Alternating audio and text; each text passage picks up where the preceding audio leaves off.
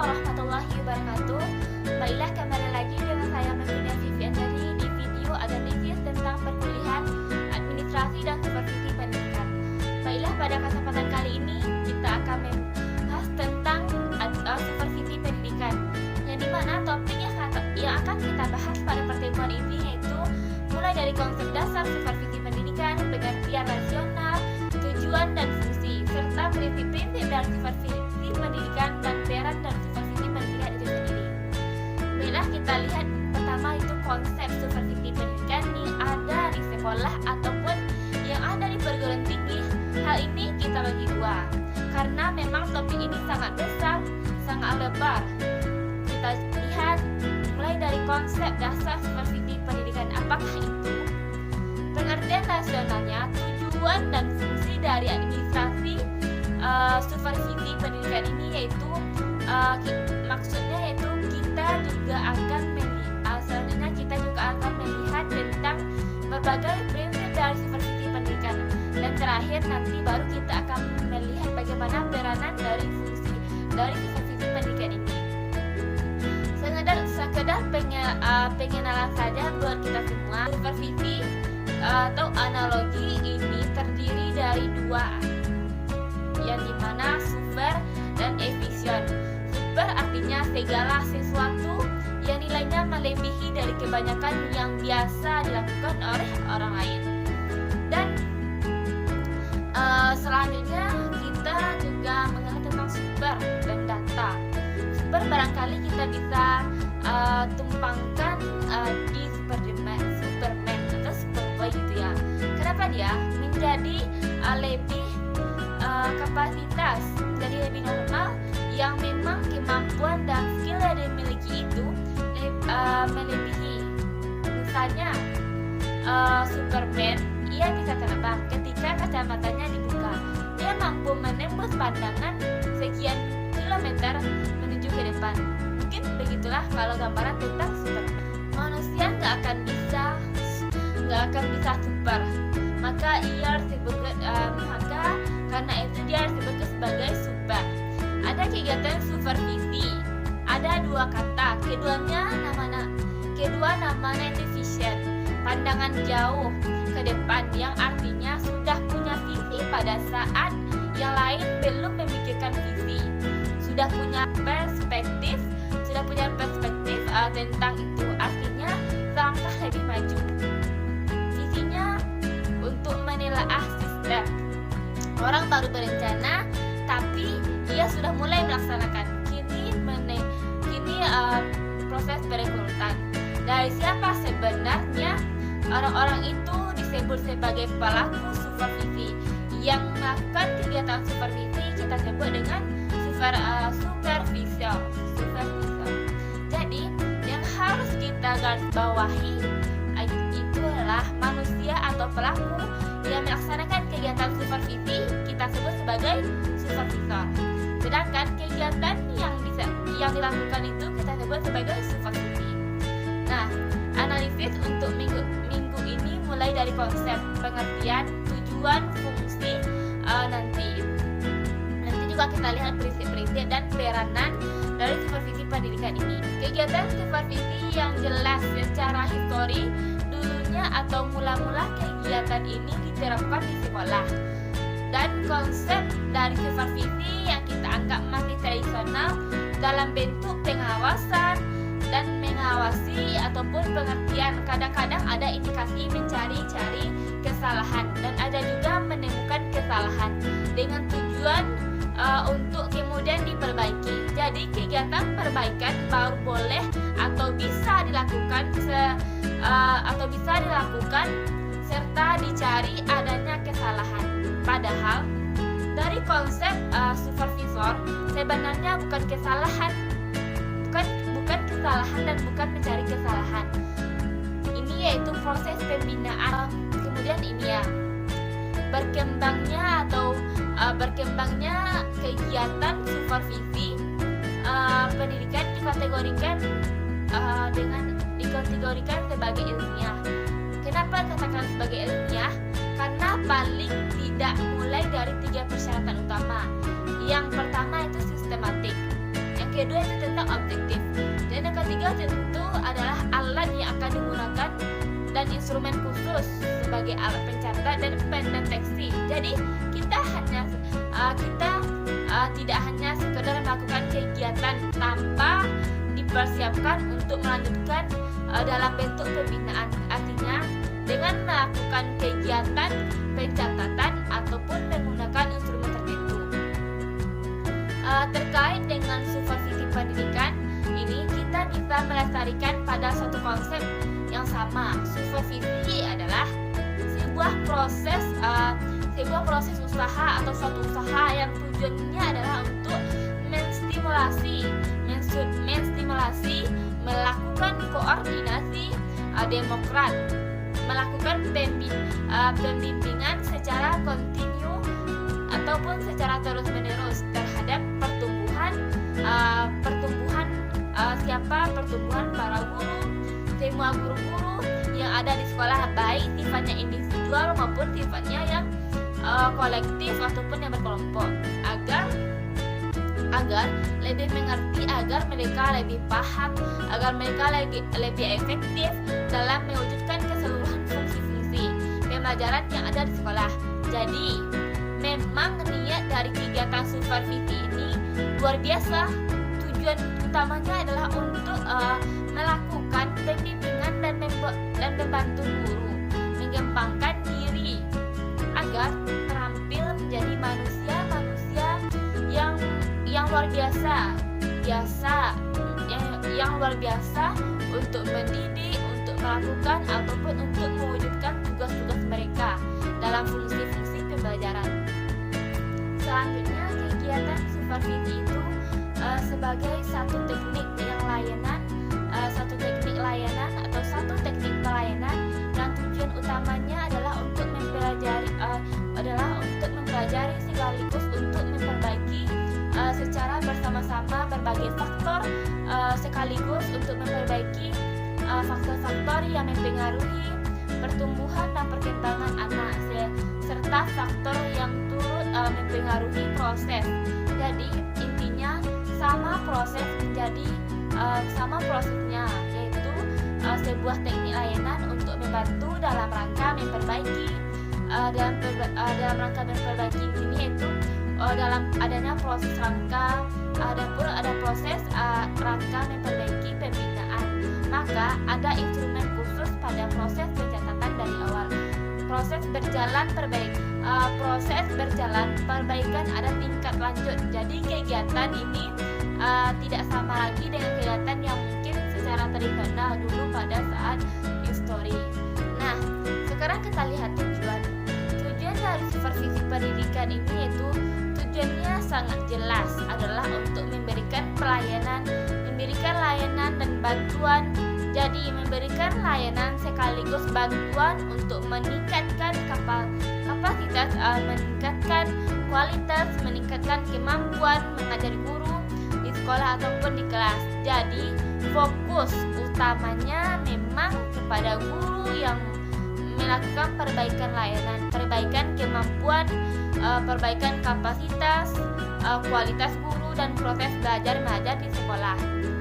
Salah satu yang menjadi sasaran menurut beberapa pakar terkait dengan supervisi pendidikan adalah satu, mengembangkan kurikulum yang dimana sedang dilaksanakan di sekolah, dan yang kedua mencoba meningkatkan berbagai proses pembelajaran yang ada di sekolah, dan yang ketiga mengembangkan seluruh staf yang ada di sekolah.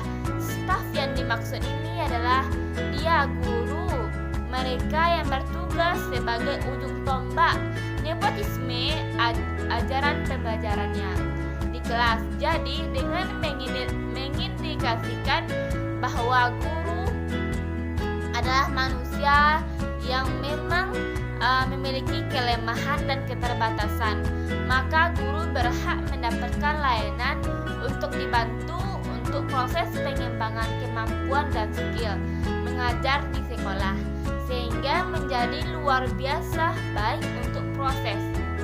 Nah, sekarang prinsip dari kegiatan supervisi pendidikan banyak sekali. prinsip-prinsip yang sebenarnya bisa dipenuhi dalam setiap kegiatan supervisi pendidikan.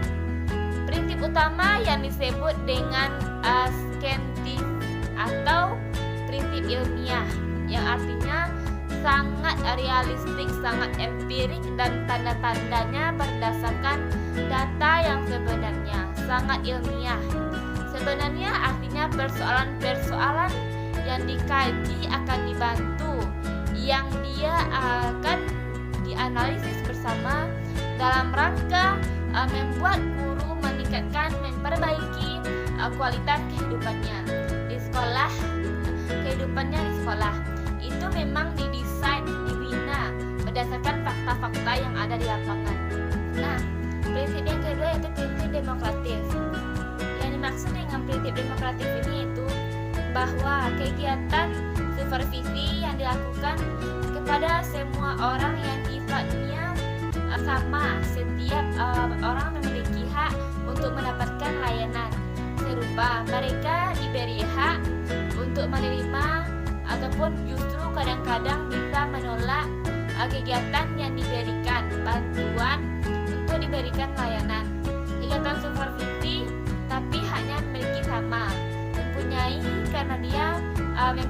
karena dia berhak mendapatkan layanan yang sama, sangat-sangat terbuka. Artinya mereka diberikan layanan itu tahu sejak awal bahwa itu adalah sebuah desain layanan untuk membantu mereka memperbaiki proses perbaikan diri dan kemampuan dalam kaitan dengan kemampuan mengajar, hal-hal yang terkait dengan proses pembelajaran di kelas, sehingga dengan proses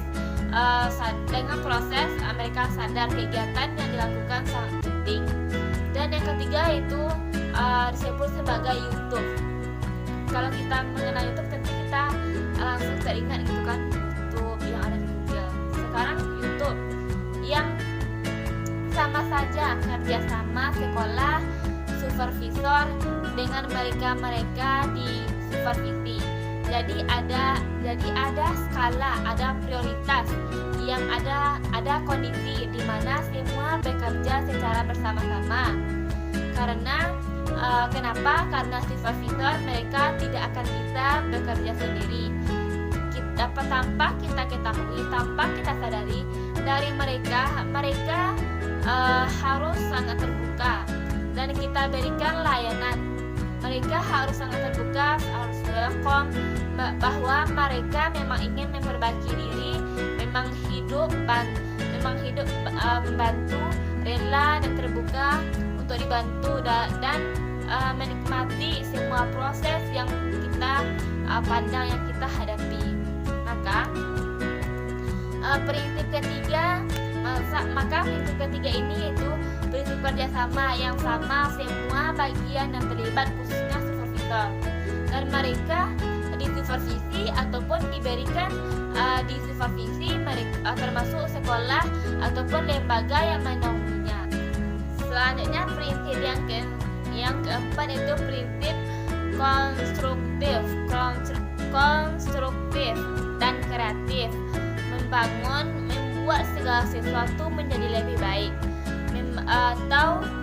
meng-create atau mendesain segala sesuatu yang tidak ada menjadi ada, yang semula hanya tiga menjadi empat, dan dalam rangka membina, membantu segala sesuatu yang dimiliki oleh persoalan-persoalan yang dimiliki oleh guru, sehingga mereka terampil menjadi pendidik yang lebih diterima oleh peserta didik yang di sekolah, sehingga tujuan dari proses pembelajaran menjadi lebih gampang dan mudah dicapai. Nah, istilah prinsip positif atau prinsip progresif yaitu maju selangkah demi selangkah dengan mantap. Artinya ada perbaikan demi perbaikan, level-level. Jadi guru-guru yang diberikan layanan supervisi, mereka tidak berada di satu titik yang dimana yang sama, tapi ada perbaikan demi perbaikan, mesti tidak terlalu sama. tidak ada perbaikan demi perbaikan, meski tidak terlalu bosan, maksudnya gratis. Tapi berikutnya namanya juga prinsip progresif. Jadi jangan sampai bermain atau melangkah di tempat sehingga tidak ada kemajuan sama sekali. Ada juga yang menyebutnya dengan prinsip inovatif. Yang dimaksud dengan inovatif itu ada hal-hal baru dalam kegiatan proses supervisi, pembaharuan dari proses pembaharuan dari skill yang barangkali dialami ataupun diterima oleh si guru sebagai bentuk layanan yang barangkali dialami ataupun diterima oleh guru dalam bentuk layanan. Kegiatan supervisi menimbulkan perasaan aman bagi kedua belah pihak. Sebenarnya ya, bagi supervisor maupun begitu yang dilayani. Ada lagi prinsip relatif ataupun prinsip untuk memberikan kesempatan pada supervisor yang disupervisi. Artinya kedua belah pihak untuk melakukan evaluasi terhadap diri mereka masing-masing ataupun terhadap diri sendiri. Supervisi melakukan evaluasi diri dan disupervisi juga begitu, sehingga ada konsep-konsep merefleksi. Tujuannya untuk melihat dalam diri masing-masing bahwa potensi mereka sebagai dan fungsi mereka mendidik kedua titik yang berbeda. Itu memang dalam rangka saling memberikan bantuan dan layanan untuk proses pembelajaran ataupun proses pendidikan. Setelah yang lucu dan istilah prinsip negatif, tapi ini hanya jadi pertimbangan bagi si supervisor ataupun khususnya bagi supervisor. Kenapa? Ini memberikan dampak bagi orang-orang yang disupervisi atau proses dan kegiatan supervisi ini sendiri. Beberapa prinsip negatif yang harus dihindari. Misalnya gini, supervisi tidak boleh dilaksanakan secara otoriter karena ada dampak dan kebiasaan yang sulit ditolak, bahwa kegiatan asal muasal dari kegiatan supervisi tadi yang kita menyebutnya sebagai kegiatan hit maxim ataupun pengawasan yang tujuan utamanya adalah mencari kesalahan.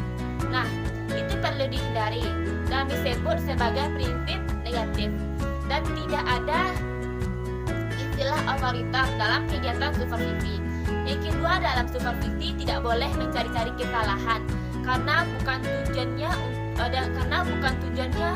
untuk mencari kesalahan baru diperbaiki, tapi proses mencari data dan fakta untuk memberikan layanan. Karena siapapun, apakah mereka yang punya problem, admin tidak punya problem, tidak ada proses pelaksanaan data dan fakta ataupun yang terkumpul bersama. Khususnya siswa freezer mencari atau menerima layanan itu. Nah, fakta-fakta data empirik dalam rangka membantu guru-guru yang bersangkutan yang dianggap tidak boleh dilaksanakan berdasarkan tingginya pangkat. Jadi bukan itu tujuannya, karena dia ini demokratis. Siapapun punya hak yang sama, maupun ia pangkat yang tinggi maupun dia punya pangkat yang rendah, maupun dia guru ataupun cuma honorer yang sudah sekian lama ataupun yang sudah sekian tahun. Tidak ada perbatasan, karena tujuannya adalah untuk perbaikan proses pembelajaran, memberikan perbaikan skill dan kemampuan guru yang dulunya guru tidak ada skill, guru tidak paham, karena itu guru menjadi paham semua itu. Dan semua gurinda sekolah punya hak yang sama untuk mendapatkan layanan supervisi. Untuk itu tidak ada bedanya sama sekali antara guru honorer, guru PNS, tidak ada bedanya. Kegiatan supervisi di sekolah oleh pelaku-pelaku yang kita sebut sebagai supervisor tadi. Prinsip yang disebut dengan prinsip original atau origasional, misalnya prinsip yang disebut dengan prinsip komunikasi, ada prinsip kontinuitas, ada prinsip objektivitas, semacam namanya. Jadi kalau kita mencari dari berbagai sumber, sebenarnya banyak sekali prinsip-prinsip positif yang seharusnya dipenuhi oleh supervisor bersama dengan super mereka. Mereka disupervisi dalam proses bentuk layanan kepada guru yang ada di sekolah. Untuk itu sangat penting sekali. Apa fungsi dari supervisi pendidikan? Kita lihat salah satu foundation dan dimension itu pendapat dari Babon turun temurun dari tahun 1961. Yang dimaksud yang pertama yaitu fungsinya itu mengkoordinasi semua usaha sekolah. Yang kedua melengkapi ataupun memperlengkapi kepemimpinan sekolah. Yang ketiga itu mencoba memperluas bagi pengalaman yang dimiliki oleh guru-guru yang lebih di sekolah. Yang keempat, menstimulasi usaha-usaha kreatif yang ada di sekolah. Yang kelima yaitu memberikan berbagai fasilitas termasuk penilaian yang terus-menerus yang dilakukan di sekolah dan yang dilakukan oleh dalam kegiatan supervisi pendidikan. Yang keenam yaitu menganalisis situasi belajar mengajar yang terjadi di sekolah. Yang ketujuh itu memberikan pengetahuan keterampilan kepada seluruh anggota staf yang ada di sekolah, yang termasuk yang kedelapan memberikan wawasan yang lebih luas supaya memberikan wawasan yang lebih luas yang lebih terintegrasi satu sama lain. Yang kedelapan fungsi dari fungsi sekaligus menjadi dasar disebut sebagai foundation. Ada dimension sebagai dasar dalam proses kegiatan supervisi.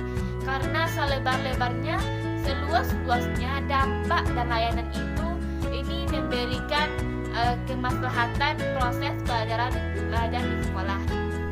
Nah, sekarang bagaimana dengan peranan supervisi pendidikan? Sebagai supervisor, itu dapat berperan sebagai koordinator.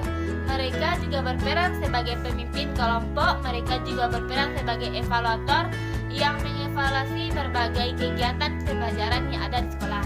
Termasuk mereka yang akan berperan untuk mengevaluasi kegiatan-kegiatan supervisi. Ini dari proses pencatatan mulai dari instrumen studi sampai kegiatan tingkat keberhasilan apa yang masih dilakukan, bagaimana tindak lanjutnya, apa solusinya, cara yang tepat, siapa yang mendampingi teknik yang dilakukan, dan supervisor dan juga bertindak sebagai konsultan pada supervisi pendidikan yang sedang berlangsung. Ada 4 peran yang harus dimiliki oleh seorang supervisor sebagai koordinator. Mereka yang mengkoordinasikan semua kegiatan sebagai pemimpin kelompok.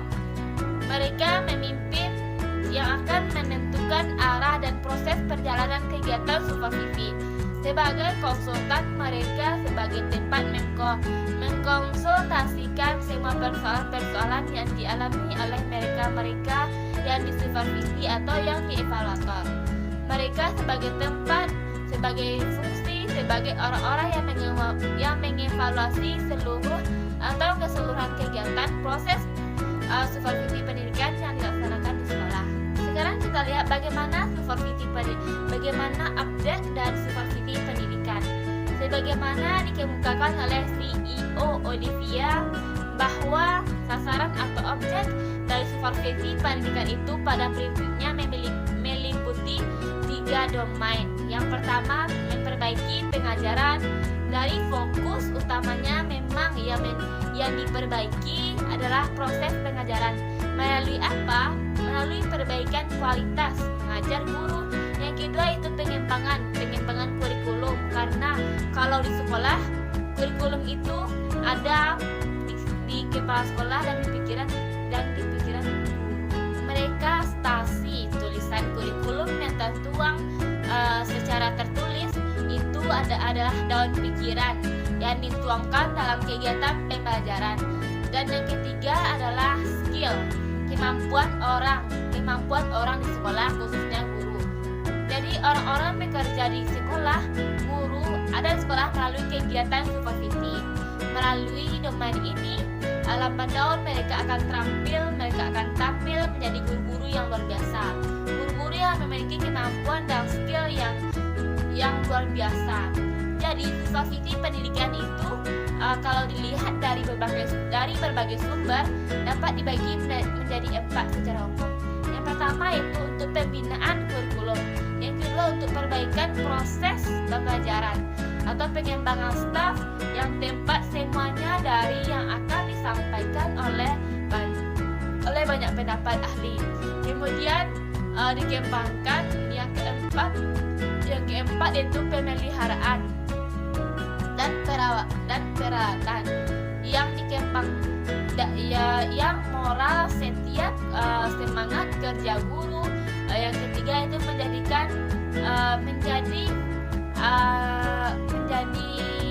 hal domain yang terpenuhi oleh guru. Yang keempat akhir dari kegiatan supervisi itu menjadi dan membuat setiap orang di lembaga pendidikan mampu melakukan pemeliharaan sekaligus perawatan dalam rangka mengembangkan berbagai moral serta semangat kerja dalam supervisi pendidikan. Moral dan semangat kerja dari guru-guru yang ada di sekolah, kita bisa membayangkan bagaimana jika kegiatan ini benar-benar dilaksanakan secara tepat, secara on time, secara oke, dan secara terus-menerus. Seperti apa kedudukan guru-guru kita yang ada di sekolah, sehingga apa pada akhirnya juga bisa membayangkan bagaimana kualitas dan kompetensi sekolah dimanapun berada, karena memang layanan dan pembinaan pengembangan yang ada di sekolah, dongeng dan adalah kurikulum pengembangan staf dan perbaikan proses pembelajaran akan membuat kualitas pendidikan menjadi lebih baik. Harusnya ideal yang begitu akan menjadi masukan buat kita semua, khususnya ketika kita nanti suatu saat nanti akan menjadi pengambil kebijakan di dunia pendidikan. Apakah menjadi kepala sekolah, apakah menjadi menteri pendidikan, yang menjadi beban yang sebenarnya tidak sedikit, yang menjadi PR yang sangat besar, PR yang menjadi beban yang sebenarnya memperbaiki bagaimana ini tidak hanya sekedar mimpi tapi dilaksanakan sehingga memberikan dampak yang luar biasa terhadap kualitas dan mutu pendidikan di tanah air ini nantinya. Untuk itu kita sebagai calon pendidik nantinya haruslah bisa memilah bagaimana dampak dari suatu, misalnya kalau adanya suatu usaha, bagaimana dampaknya nanti, bagaimana manfaatnya nanti bagi kita dan tanah air kita Indonesia yang kedepannya. Baiklah, sekian video analisis mata kuliah administrasi dan supervisi yang topiknya yaitu supervisi pendidikan dari saya Mekuna Vivian Dani. Untuk itu saya mohon undur diri, mohon maaf jika ada kesalahan kata, pengucapan dan segala macam. Saya mohon maaf karena kebenarannya datang dari Allah Subhanahu wa taala dan kesalahannya datang dari saya sendiri. Untuk itu saya mohon maaf yang sebesar-besarnya. Sekian, terima kasih. Wassalamualaikum warahmatullahi wabarakatuh.